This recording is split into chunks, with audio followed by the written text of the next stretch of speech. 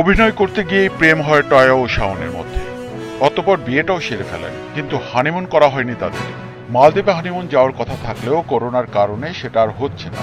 তার বদলে কদিন আগেই তারা কক্সবাজার ঘুরে এলেন। সেখানে একসঙ্গে পার করলেন সুন্দর ঘনিষ্ঠ সময়। এদিকে শাওন ও টয়া দুজনেই কাজ নিয়ে ব্যস্ত সময় পার করছেন। এই জুটিকে অফ স্ক্রিনের পাশাপাশি অন স্ক্রিনেও দারুণ মানায়। তাই তো বিয়ের পর এই জুটির কাজের প্রস্তাব যেন আরো বেশি আসছে। ইতোমধ্যে বেশ কিছু নাটকে একসঙ্গে অভিনয় করেছে। এনডিবিতে তাদের অভিনীত পরের মেয়ে প্রচার হচ্ছে।